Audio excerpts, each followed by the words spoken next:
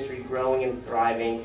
We have some introduction of how to start a men's ministry, different steps to take. Basically, I took two different workshops. One was how to start a men's ministry, one was how to keep it going. And I kind of combined them into one and got the information. So there's handouts there for everybody. The front half is, it's those things there. The front half, the red side is how to keep 8 ways to kill your men's ministry. I'm sorry, 5 ways to kill your men's ministry. The back is how to keep your men's ministry from sinking. I kind of took them together, combined them, and what we're going to do is 8 ways to kill your men's ministry. I kind of like to put things a little bit twist on things, or a little bit ways that surefire ways. If you do these 8 things, you'll destroy your men's ministry and it'll never rise again. If you avoid these 8 things and do the opposite, you'll have a healthy, thriving men's ministry in your church. So I'm just a little weird like that. I kind of like to look at things from a different angle. So basically, doing men's ministry, doing these conferences like On Around Conference, things like that, over and over, I hear 2 main thoughts about men's ministry. First is, men's ministry is really hard and discouraging. How do I get men to come to our men's group? And the second thing I hear is, keeping a men's group growing and stronger, that's even harder. How do we keep our men's group growing and healthy? How do we keep it from sinking? Those are great questions. It's a good starting point for our discussion today. But like I said, I want to look at it from a little bit different perspective. Like I said, I want to look at it for, if you take these 8 ways and you do them, this is how to make sure your men's ministry dies and never rise again. But if you avoid these 8 steps and do the opposite, it'll be a strong, healthy men's ministry. As we get into it, you'll see what I mean. Okay, so the first way is, if you want to kill your men's ministry, keep your pastor out of your men's ministry. I'm a firm believer that without pastoral support, men's ministries are not going to work. They'll fail. Now, I'm not saying that pastors have to run the men's ministry. Honestly, I think the best men's ministry are run by guys like you and me, laymen who are passionate about it and they want to see men grow. Those are the guys you want to be running your men's ministry, but you need your pastor's help. He has to be a part of it.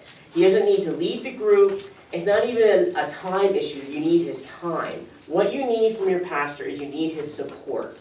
You need him promoting it from the pulpit, saying, we have this great men's ministry, you guys need to come out to it. You need him doing events like we're doing today, saying, come out to this event, guys, we're having this, you're going to be blessed, it's going to be great. Whenever we do these conferences, and you guys will get one, we send out a survey asking what you liked, what you didn't like, and ways that we can improve it. And one of the questions we always ask is, how did you hear about the event? And we found that over 85% of responses say that they heard about the Mantour conference in their area from their pastor. It's so key to have your pastor be on board, just to make the announcement, to be pushing it. So you need his support, you need him to be your cheerleader, and you also need a pastor who's willing to invest finances into your men's group, who will be willing to buy curriculum, who will be willing to make it a priority that he wants to have a men's group in his church, and that he's willing to support whoever God raises up in his church to lead the men's group. So if you have that in your church, if you have a pastor like this church here, Chad is really on board. He's a great heart for men's ministry. I know, speaking to your pastor on the phone and getting to know him, he has a great heart for men's ministry. That is first step, and it's huge. When you have that, you can grow your men's ministry.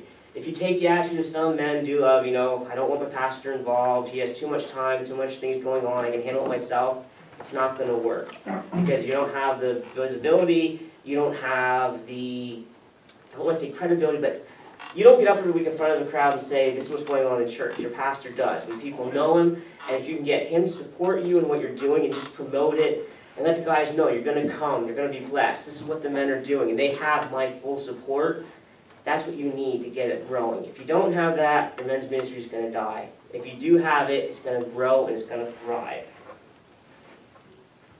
Okay, number 2, the way to kill your ministry, men's ministry. Focus too much on fun. Now, this isn't the most popular of the points, but I think it's very important. One of the biggest strategies that's emerged in men's ministry the past few years is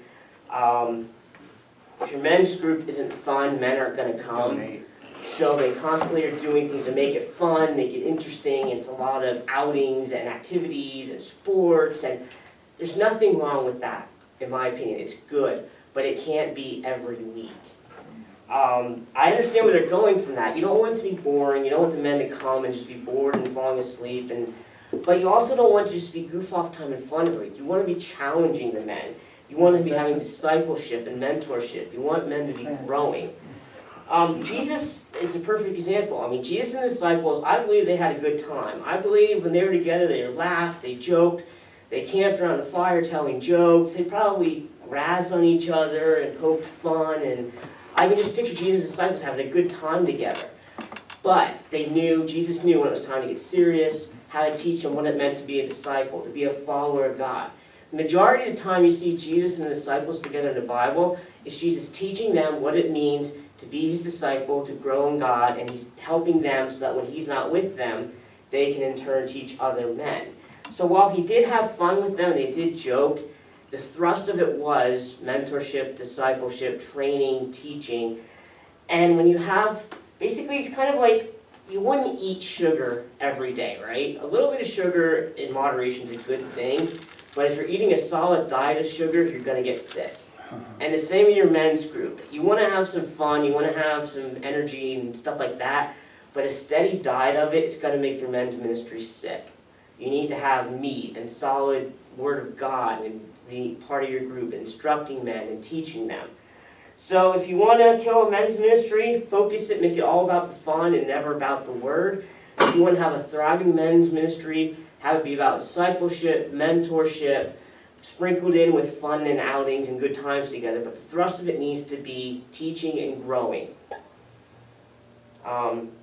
If you don't, your men's ministry is going to get sick and die, just like our bodies will get sick if we eat nothing but junk food and sugar all the time. Okay, number 3, don't have a clear strategy or focus. Okay, one thing that will kill a men's ministry faster than anything else is if you don't have a clear vision or strategy of what you're going to do with your men's ministry. The only way I know how to explain this is use an example that I've had experience with in my own life. I was a part of a group a couple years ago. I wasn't in charge, so I just went to it. Every week they got together and they sat down, they worked through the Bible together. Each man prepared a lesson. Like every week somebody had a different week, and that was their week to teach. They taught from the Word, they were growing, and they learned. There was transition in leadership, and a new leader came in, and he wanted to do, what's the program you guys are doing?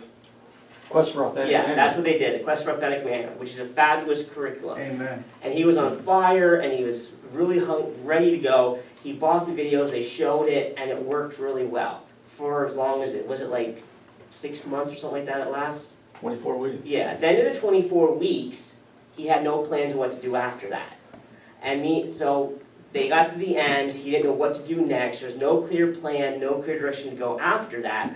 So all the men that came in during those 24 weeks that were loving the curriculum and were having a great time and were learning and growing, as the weeks started where there's nothing going on, there was no lessons, there was no plan, they quit coming and they lost all their momentum, and everything just slowly died till it got down to maybe 3 or 4 guys that were coming, and there was no discipleship, no growth, because there was no plan.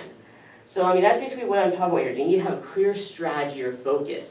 If you find a curriculum you really like, that's great, and run with it. But you have to see beyond what you're doing now and plan the next step, so that when one ends, you're ready to go with the next one. So there's not a long period of time in between. Because if you have men who get excited about something, and they're coming and they're loving it, and then all of a sudden it ends and there's nothing next, they're not going to keep giving up their time to come in for nothing.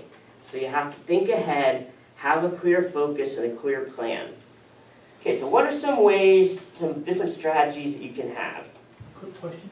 Yes. Real quick, I wasn't familiar with the curriculum that you guys talked about. What was the name of it? Quest for Authentic Men. I'm going to talk about it a little bit lower in the schedule here, because Okay. I really love that curriculum. So, Okay, Quest for? Quest for Authentic Manhood. It's Robert Lewis. Robert Lewis. He had a 33 series is a new version of it. It's basically the same thing. I'm trying to think what the ministry is. The Men's Fraternity, I think they call it. Mm-hmm. It's worthwhile for you to It's- look into if you're thinking of it. Appreciate It's it. fabulous. It's one of the best It's a ones. video curriculum. It's solid meat. It gets to the heart of issues that men struggle with and deal with. It's one of the best curriculums I've come across for men's ministry. Now, I'll just talk about it now, we'll skip that part we get to, but we have in the lobby information on the 33 series, they call it. And basically it's the same people did it, but they just changed the format a little bit. Instead of one guy standing up in front of a crowd talking, it's like 3 or 4 guys sitting around a table discussing the same content, the Like same Wild at material, but it's more of an interaction Yeah. discussion, and they're shorter, they're not quite as I long. like Wild at Heart. A little bit, yeah. Yeah. But that 33 series, they just reworked it, they just finished their 6th volume of it. Like when they gave me the information, they were just finishing up with it, so. I love their materials, though. It's what men need, It really it is. gets my endorsement. I like that. Okay, so, plans and ways that you can do in your men's group. Okay, I have a couple different options that you can look at and consider doing. Okay, the first one is to do a Bible study. Now, I love doing it this way. Men getting together with the Word of God, reading it together, discussing it, and growing. It's a great way to do it. However, there's some pros and there's some cons to having just a Bible study where men prepare a lesson, they come in and they speak, and the other men interact and they work together. These are on the back side of the red card. Okay, the pros. Number 1 pro is it focuses solely on the Word of God. So, I mean, it's based on the Bible, it's solid meat for our lives, it's getting God's words inside of us. And another pro is when these types of groups are done correctly, it produces strong, mature believers. Now the con is, it's not, you have to have a strong leader to lead those groups. You have somebody who's willing to put the time in to do the studying of the Bible, to prepare the lessons. I was part of a group once where they did this kind of group, where they did Bible groups. And like it was the group I told you about, every week a different man spoke. And it worked really well as long as it was one of the guys who was dedicated to it. There was a man who got onto the schedule that wanted to be a big deal talking to the men, but he didn't want to do the time or the work to put anything into it. So he would come in and he didn't have really a lesson plan and he'd kind of wing it. And his lessons weren't very biblically accurate. And if somebody, a stronger Christian, would say, that's not really what that passage is talking about, he'd get defensive and argue about it. So that's kind of my way of explaining the con. You have to have somebody who's committed to it and a strong, mature believer who is willing to take the time and study the passage and teach the men, and also who's willing to accept other people's point of views. Because if you have some guy who's just going to stand there and turn into an argument why he's right and they're wrong, it's just going to be a waste of the night and a waste of the men's time. So that's the first way, is a Bible study. Number 2 is like the video curriculums we were talking about. There's a lot of different ones out there. And like I said, I love the men's fraternity, the Quest for Authentic Manhood. We did that at our church. It's fabulous. They give you a workbook to go with it. Then you break up at the end, you do groups together, you talk about what you learned. But the material that's in that session, I've never heard teaching like that for men before. It is just so good and so deep. A lot of how to heal the inner wounds in your life that you've had as a child. Father wounds, mother wounds, how to keep from just being a tumbleweed floating through life. Just so many good truths are in it. I highly recommend it. And like I said, the 33 series is the same thing. It's based on it. It's just a different format. And that's the newer version. There's another group called the Knights of the 21st Century. They've been traveling with us to most of our conferences. They didn't make it this week because they have a big conference back on the other side of the state this weekend that they do. But what they have is they have video curriculums that there's 5 years worth of teaching. So when you sign up with them, they have something to go straight through for 5 years, so you don't have that breakdown in the gap. And it's really good curriculum, it's really good for men, and that's by the Knights of the 21st Century. I think there's stuff in the package by them, I'm not sure about that. There may not be because they usually set up a display with I us. remember seeing that. Yeah, maybe we don't have it because they set up a display, but they do have a website. Just Google Knights of the 21st Century. Their leader is Roy Williams. He's a great guy. It's out of Lancaster, PA. So, another great review series is Fight by Kenny Luck. I know there's another series called Fight by another author, and that's really good. But I love the book Fight by Kenny Luck. And he has a video curriculum that goes along with it. You can watch the videos. Excellent teaching. Very timely for the world we live in, how to deal with all the evil and the spiritual warfare. It's in our culture, how to handle it, how to understand it, and how to deal with it as a godly man. We have the book in our bookstore out there, but we don't have the video curriculum, but you can get it, and it's not that expensive. It's great. I love Kenny Love's stuff. I thought that there might be. Fred Stoker. How many heard of Fred Stoker? Every Man's Battle. He has the Every Man's Battle book, and he also made a DVD series based on it. I love Fred and his stuff. His is always good. A pastor friend of mine has used Men Stepping Up. I have had no experience with it, but I trust the pastor who used it, and he said it was excellent. You can Google them. He really loved it. His men loved it. So, and there's so many different video curriculums out there. John Bevere has some. Tony Evans has some. I just don't personally have any experience with them. But the pro of using a video curriculum is you're getting to learn from some of the greatest speakers in men's ministry. Men who, I hate to say it like this, but they're not going to ever come to our individual churches because they're too big and they're all across the country. You get to have them come in video format and teach you and learn from them. So it's a great way to learn. And it doesn't require a lot of preparation. If you're busy guys in your men's group and you don't have somebody step up and take the lead, you pop in the DVD, you all watch it, and you work through it together. So it's a great way to do that. The cons of this, though, are some guys aren't going to come out to watch TV. I mean, basically what you're doing, you're coming together and watching TV. And some guys won't do that. Now, most guys will, but there are some guys who are like, I can watch a TV at home with my family. The level of interaction is a little bit less among the men in a Bible study. And the last con is it can be expensive. I think the Quest for Authentic Manhood to get the complete series was $260, something like that. It cost a lot. Now, in my opinion, and what I would love to see happen among churches is a co-op. If you get 4 or 5 churches in an area, each to buy a video series, their men each work through the one they bought and then swap.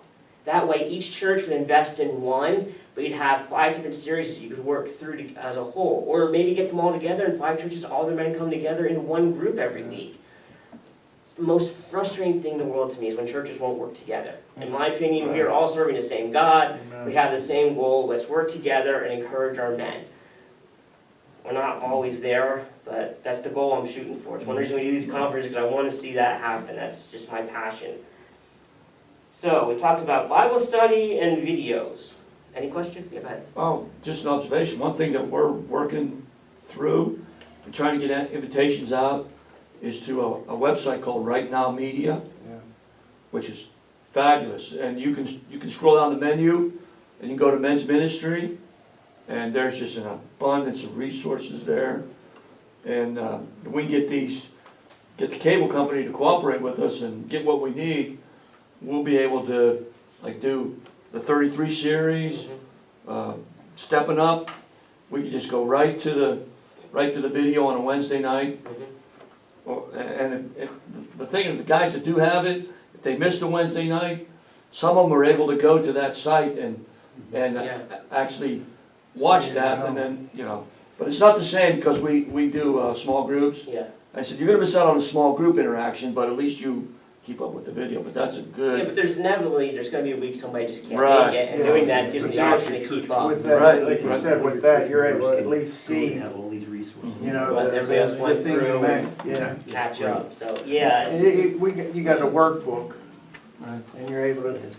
Another That's a one lot I more didn't have in my sense. notes is Every Man Ministries. It's by Kenny Luck, his website. Okay. I think it's either $9.99 or $19.99. I think it's for a year, and he has thousands of hours of video. It's a video vault that you can get, and there's a ton of teaching in that. It's not a bad price. Right. I don't have that in a note. We use that, the Honor Bound, I talked about it, but I don't have it in this workshop. Okay, videos, like I said, even like these sessions we're doing here, we film them, we put them on the website, so men can take them and watch them, and I'd like to take the time to put together a video curriculum, but it's just not my schedule right now. We've talked about it, and God's kind of dealing with me. I need to focus on what He's called me to do, Right. and knock that out of the ballpark, and not always trying to do different things. So there's lots of other men doing it. More power to them. We'll use their stuff. So, all right, books for men are a third way. If you don't want to do videos, work together through a book. I know that your church just a couple months ago worked through Not a Fan, great book. You guys all basically read it together and then discussed it in your groups. There's actually a video series that goes with Yeah. it. We did a video series as well. I mean. So you can do that, there's lots of different books. Like I said, we talked about in the main session, the Putting on Manhood book. We have that. We're actually working on a second book to go with next year's conference. The theme for next year's conferences is Legacy, Living a Life That Lasts. We're working on the book. Our goal is to have a new book come out every year to go along with the theme of the conferences. I had a meeting with Tom Reese, well, at least now it's been about a month ago, which seems like yesterday, but it was a month ago. And we discussed, making that a goal, to have a book come out every year that churches can come to conferences and take it back with them and work through it with their churches. So I'm almost done with that book, and it'll be available next year. We have the Putting on Manhood, a couple other books. Every Man's Challenge, like I said, by Fred Stoker, is a great book for teaching men how to resist sexual temptation, pornography, things like that. It's an excellent book. Excuse me. The great thing about doing a book for a men's group is you can find a book for pretty much any topic you want to discuss. Like in our bookstore, we have a book called The Bodybuilder by Anthony Pillell. He's a pastor friend of mine. If you're a guy who's like into exercising or going to the gym and working out, and you start a men's group there, that'd be a great book to take in there. Because it's all about, half the book's about bodybuilding and exercise, but in the second half of the chapter, he addresses it to how to spiritually build your body, spiritually, and grow in your walk with God. It's a great book. If you want to learn about spiritual warfare in your men's group, like Fight by Kenny Lux, great. If you want to do a book on marriage, there's books like Every Man's Marriage by Fred Stoker. The best marriage book I've ever read besides the Bible. Single. I grew up in a family where my mom and dad didn't have a great marriage. I'm determined if I get married, I'm going to have a better marriage. I'm going to do it God's way, so I read as many books as I can. And that is the best book I've ever read on marriage. Highly recommend it. And we do have that in the bookstore as well. If you want to learn about how to have spiritual disciplines and walk with God that way, there's books like Disciplines of a Godly Man by R. Ken Hughes. So basically you can find this book or a study to do with your men on basically any topic you want. Okay, so the pros of doing a book curriculum are everyone's on the same page and it leads to good discussions. Books are shorter than DVD series, so you can do more topics throughout a year than you do with a DVD series. And like I said, there's good books for pretty much any topic and any point of view. Now, the cons of a book, doing it that way, is not a lot of men like to read. It's just a fact of life. Some love reading, some don't. And buying books over and over and over can get expensive. So, and that kind of goes back to the point of you need your pastor's support. He's willing to invest money into your men's ministry to buy these different options for your men to work and grow. Okay, the fourth thing to do to have with your group is outings like this, days like today, or the Honor Bound Conference, going to that event. Or like we're talking about Greg Knass's Adventure Fest. Fun like that is necessary. I know I was a little hard on fun in the one point, but you have to have a little fun thrown into your group. I mean, events like this are great, but I mean, you guys that came down from the Erie area, you'll be blessed here. But probably 2 years from now, the things will stick out in your head more is the conversations you had driving down the car, laughing and joking together. The interaction with the men, spending time with the men. That's just as important as what you get when you come to the conferences. And I think it's important to have outings like that. And that's why we want to do these conferences. Basically, every year in this district, all they had was the Honor Bound Conference in the fall, and there was nothing else in the spring. In the women's ministry, they have events throughout the year. So God kind of laid this vision on my heart to do these Mantours. I talked to Tom. He was all in, fully supportive, and they just blew up. We were supposed to do 3 last year. I don't know if we did 8. This year we did 8 again. Next year we're looking at 11 to 12 events we'll be doing. Awesome. They're just blowing up. Men are liking to come out and learn and grow. Yeah, we're gonna try Back here. I heard you talk to Chad about it. Okay, another way to do your men's group, the last one we're gonna look at here as far as the point on keeping a focus, this is all under the point keeping focus, is small groups. It's key that you have a big group that gets together, but it's also good if you can have maybe once a week or once every other week, small groups where you and a couple guys get together, have coffee or have breakfast, and just talk and support each other. You know, we need each other. We need band of brothers that we can just be open with and honest with. Guys who Amen. can walk up to us, smack us up the head and say, what are you thinking? If seriously you're doing this, you don't see that this is hurting your relationship with God, and that we don't get defensive with, that we appreciate when they do that. Men that we can say, you know, I'm really struggling with something. Will you pray with me? Will you help me? Men where if something horrible happens in your life, you can call up and say, I need you. Men, if you have to move, you can say, hey, come pack some boxes with me, we're going to move. Just men you can rely on. That is so key to having a healthy ministry. Okay, so those are the different ways to do a men's group and have a focus. Anybody have any questions on that before we move on? Any more input or curriculums you guys have come across that worked really well? Not a fan. Love that book. Yeah. And somebody told me, a friend of mine said he just wrote another book, and I can't think of the name, but they said it was just as good. He did a book I was reading through called Aha. When you have those aha moments in your life. But he's done a few books. Yeah, he just brought a new one out. My sister would know the name of it. I'm not good at that. Okay, where are we at here? The fourth way to kill your men's ministry. Never challenge your men. I don't know if this one's in your notes. I think I added this one. Never challenge the men. Men love challenges. You know, men thrive on challenges. Normal, sane men will do the dumbest things in the world if another man challenges them. Like, look at this picture. You know another man challenged him to do that, and those four guys will lay there while they do that. That has challenge written all over it. This one's a little more blurry, but you can see, you know, this guy, he's stuck in one of those swirly things. You know somebody challenged him to go in there. Stuck. You know, men will just do anything when they are challenged by another man. You know, and I wonder sometimes, why aren't we challenging the men in our group more? You know, why aren't we taking that God-given attribute that's in every one of us, that when we're challenged, we rise up and we meet the challenge, and using it to advance the kingdom of God? Jesus did it all the time. He constantly challenged his men.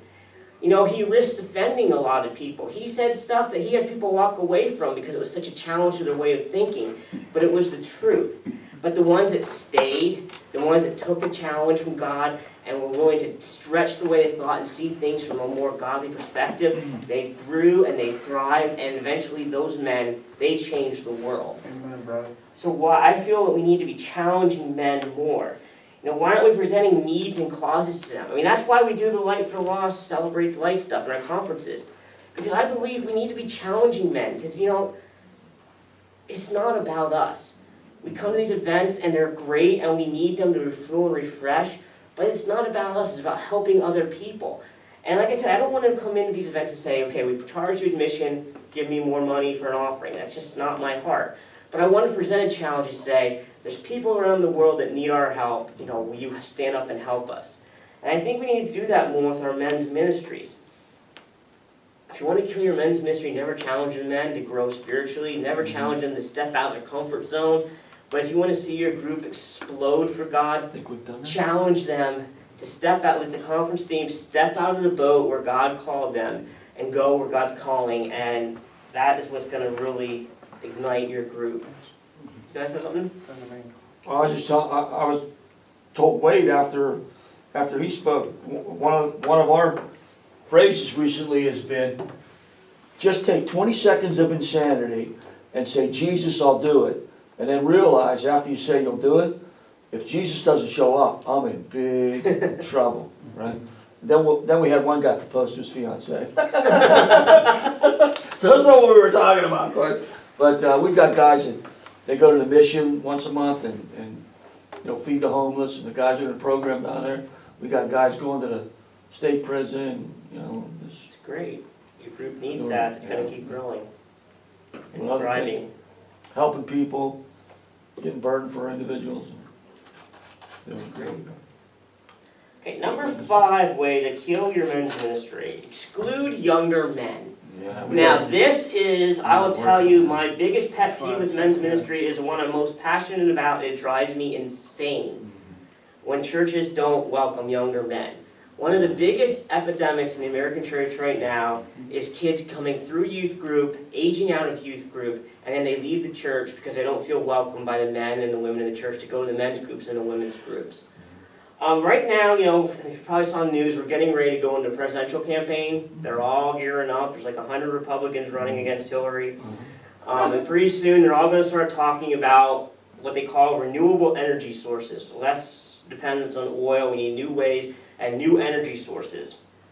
Guys, the younger men in our church are our renewable energy sources.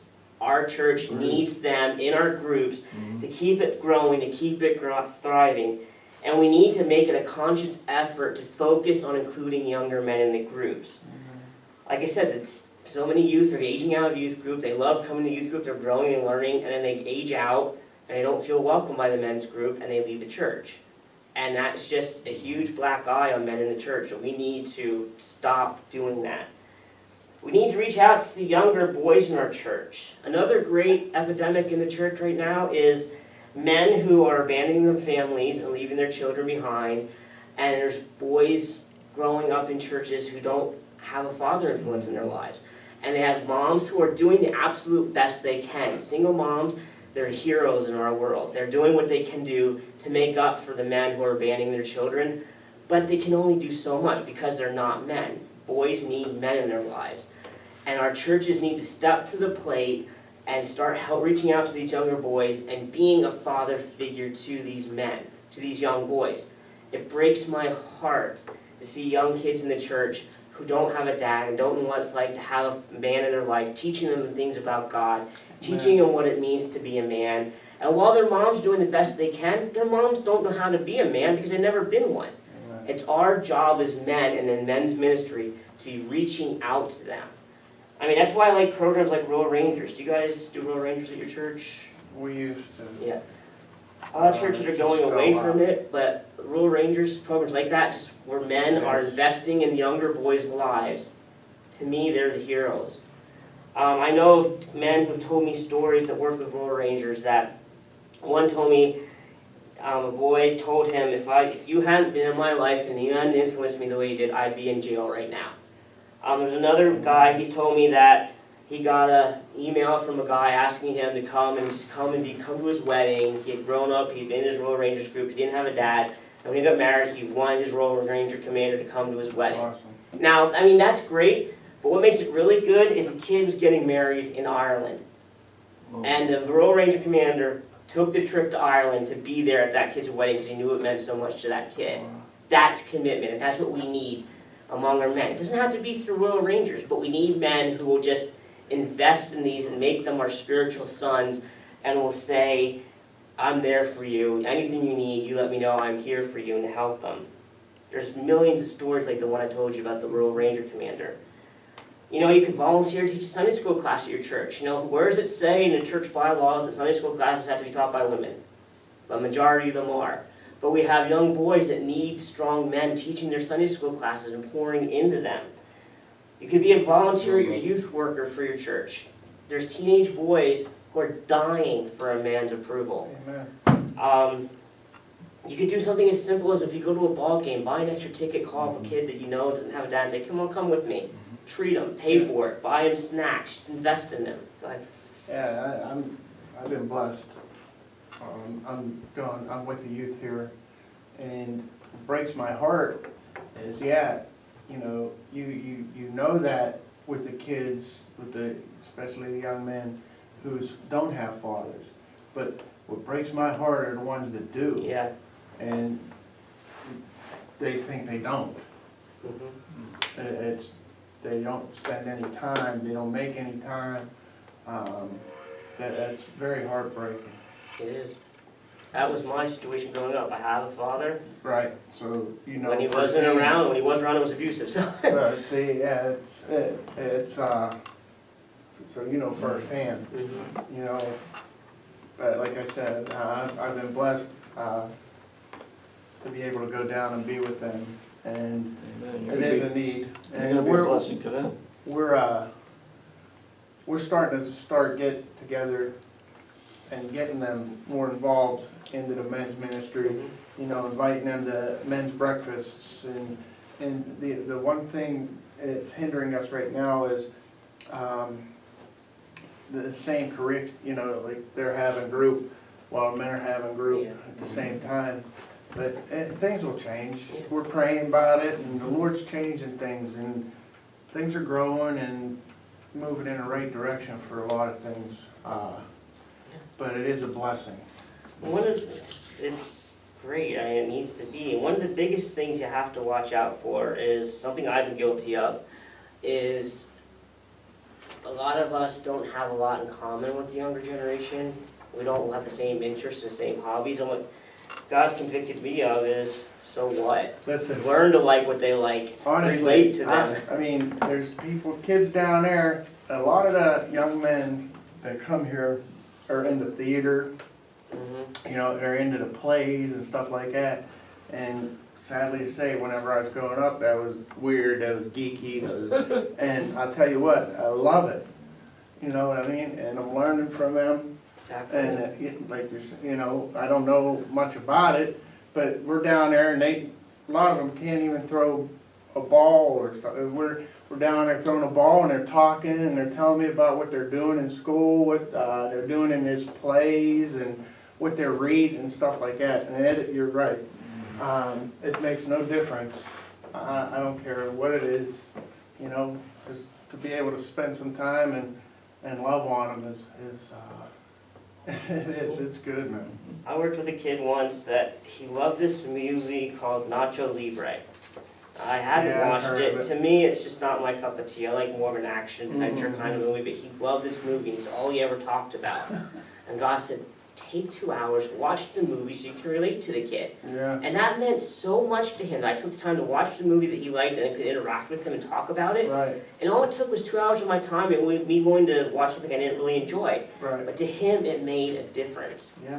And that's what we need to be making sure that we're doing. Be willing to sacrifice, not always having to be things that we like or we want to do, and just try stuff other kids like.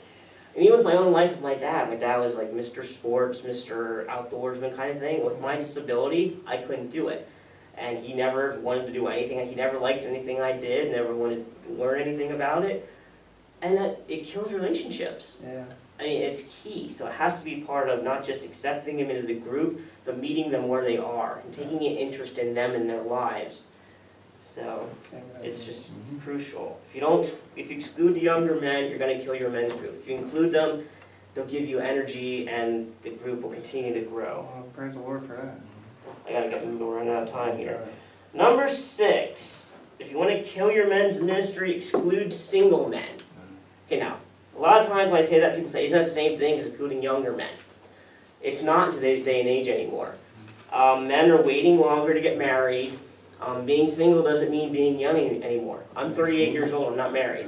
Not because I don't want to be married, God just has not opened that door, it's taken me on a different path. But it's more normal nowadays for men to wait until they're older to get married. And there's a big debate in the church right now if that's right or if that's wrong. Personally, I don't think it's anybody's business between the man and God who God brings into his life. But even last year at the Honor Bound conference, the one speaker spoke about how he encourages men in his church, start dating, get married younger. I don't want to have that debate. Yeah. That's between God. In my opinion, let's deal with what is. We can have a vision of what we want to be in our head, but let's meet men where they are. Men aren't getting married younger anymore. Let's meet them where they are and include single men into our group. Okay, so how are single men being excluded? Okay, this is some ways I can see that single men get excluded from men's ministry. If every discussion that we have in our men's group, if we talk about relationships, if it's from the point of view of a father or a husband, a single man sitting in the room is on the outside. If every discussion on how to resist sexual temptation revolves around how not to have an affair on your wife, single men are excluded. Let me tell you, as a single guy, there's just as much, probably more, sexual temptation for single men than there are for married men. But if you never address it and you never talk about it from that point of view, but it's always about how not to cheat on your wife and how to be faithful to your wife, single guys, as you're basically saying to them, you're not welcome here because we're not addressing any of your point of view. Those are just some examples of just rethinking the group. The workshop we're doing, one of them is Wade's doing it today. It's keeping your relationships from sinking. I led that one I think it was 3 weeks ago. My time is all off. We've been going so fast. But it was in Pittsburgh at Lifestone Church, which is a much younger crowd. And when I prepared that class, mainly because I'm single, I went more from a point of view of all relationships, basic principles that'll sink any relationship. And we had probably 65% of the men who came to that session were single. They weren't married guys. Usually it's the other way around, but this one there's a lot of men that were single, and a lot of men said they appreciated that we addressed it from a point of view of being single or married, because they didn't feel excluded.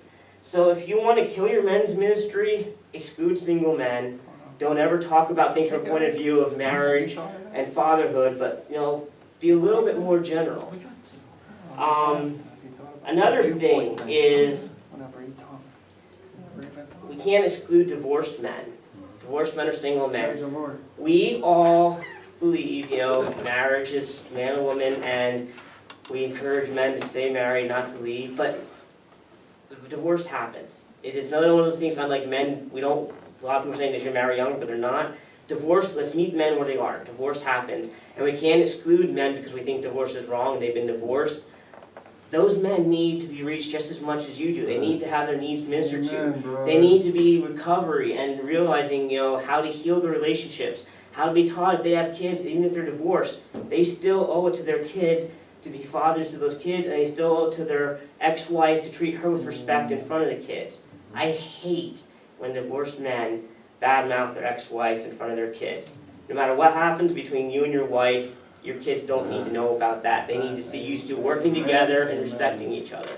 It's just another little Jamie pet peeve rant I threw in there. But basically we can't keep saying divorce is wrong and divorce is sin. If you're divorced, you have problems. We need to be saying, come into our group, we welcome you where you are, and we will help you grow and develop in your life with God, so that if God brings another woman into your life, you handle it more the way God would want your marriage to be, and you don't get divorced a second time. We can't exclude single men and divorced men, and too often it happens. Okay, we're almost done here, I'm almost out of time. Number 7 way. This one is kind of a interesting one, but if you want to kill your men's ministry, focus solely on pornography. I know, I'm not naive, pornography and sexual sin is a huge struggle for men. It's a huge issue, but you can't talk about it every single session. If you're doing that, we need to teach men how to resist and how to overcome it. It needs to be discussed, but it can't be every week, every session. And the reason is, number one, if you teach on it over and over again, what happens? Second verse, same as the first, and men eventually start tuning it out. It's like, okay, here we go again. They don't want to hear about it. The eyes are going to roll. They're going to say, oh, here we go again, blah, blah, blah. And the second reason is, when we focus so heavily on pornography, we aren't teaching men what they need to know about other areas of their lives. Pornography is a huge temptation and a huge sin for men, but it is not the only area men struggle. Men are struggling with anger, pride, immaturity, things like that. Last year we did a workshop on how to overcome anger issues, and when I first put it in the lineup, I thought, not a lot of men are going to come to that. That was by far our most popular topic. We had men come and say, the only reason we came to your conference was for that workshop. We saw the title of that workshop, we wanted to come and learn. What we're doing our men an injustice when all we ever focus on is pornography, and we don't discuss all the other topics that men have as well. I guess what I'm trying to say is you wouldn't eat the same food day after day after day, right? Eventually you get sick of it, you wouldn't want to eat it anymore, and eventually your body would deteriorate because it's not getting a lot of different nutrients and different vitamins. And the same thing happens if all we ever talk about is pornography in our men's group. If that's all you ever talk about, men aren't growing, they're not learning how to overcome all areas of their life.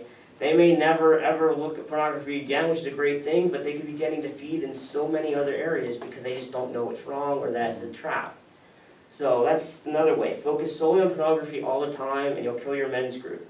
Have a wide variety of discussions and issues and areas for men to grow on, and it'll grow and it'll thrive. All right, the last point here. If you want to kill your men's ministry, always take in and never give out. Okay, what does that mean? Okay, a men's ministry is strictly focused on themselves and their weekly group is destined to sink.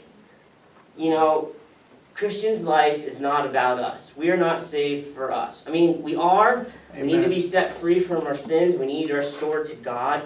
But it doesn't end there. God doesn't do that just for our good. He does it so that we, in turn, reach out to other people and say, okay, this is what God did in my life. This is how God set me free, and He can do the same thing in your life. We need to step outside of ourselves and get our eyes off of ourselves for a while and start looking at other people and how we can help them. I mean, if you have a sponge you keep soaking up, eventually it's saturated and it can't take it anymore.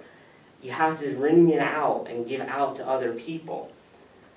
Okay, so we need to be fulfilling the Great Commission. I mean, what's the last thing Jesus said to anybody on earth before they left? Go and make disciples, teaching them God's ways. That's what the Great Commission is, and it's our job. And it kind of sounds boring, but you know, it doesn't have to be. I mean, you have some ideas here on how you can give to others and serve to others, and it can also be fun and enjoyable. A lot of guys like to work on cars. Any car guys here? Well, guys, if you like to work on cars, you can do an outreach where you did oil changes for the women in your community or the single moms in your community who are struggling. Bring them in, do it for free. It's a way to outreach to serve other people. Does your group like to hike? You can have a sponsored hike. You can do it for Light for the Lost, which is, you know, what we talked about before. You can have a hike, have people sponsor your men as they're hiking, and give that money to Light for the Lost, and, you know, lives would be changed. You like motorcycles? Any motorcycle guys here? Wow, we have a lot of motorcycle guys. I can't believe none of them are here. Organize a bike ride at your church where they ride and people sponsor them and they raise money to donate to Life for the Lost. You're making a difference that way. If you like doing construction or handyman work, you could get guys together, do a volunteer project for things like Builders International or something like that. Like I said, we challenge men, get involved, and do Light for the Lost. There's these things around your table, they're called church faith promises, and we encourage a lot of men's groups to take one and make a pledge together. Pick an amount that you think your group can raise, and raise it together to give to the men in your thing. It's not in your packet, I know that, you won't want to take one with you. But basically, if 10 guys gave $10 a month for 10 months, they would raise $1,000. That's a lot of money. If 20 guys raised $5 a month for 10 months, they raised $1,000. If you gave that $1,000 to Light for the Lost, you would reach 3,000 children with the gospel, with the Book of Hope project. For $10 a man, for 10 guys, or $5 a man for 20 guys. It's not a lot, but it adds up and it makes a huge difference. You could do a short-term missions trip together. That's a way that you can take it and give out to other people. It's just, basically what I'm trying to say is it can't always be about getting together in the church, working together and growing. You need to find ways to reach out to the community, to reach out to the lost. You said some of the guys go to homeless shelters. That's a great way to do it. Go to a place like Teen Challenge, do a session there. Just find ways to take all that God's pouring into you and pour it into somebody else. If you do that, your men's ministry is going to thrive. If you're always taking in and never giving out, your men's ministry is going to die. So like I said, take the pledge cards, consider working together with the guys. You can fill it out, mail it in, and it's a great way to do it, and lives get touched with the gospel. Okay, so that's the 8 things that I see that can be detrimental for any men's ministry. And I think that's why it's important to focus on them. If you do those 8 things, your men's ministry is going to be in trouble. If you do the opposite of them, it's going to grow and it's going to thrive.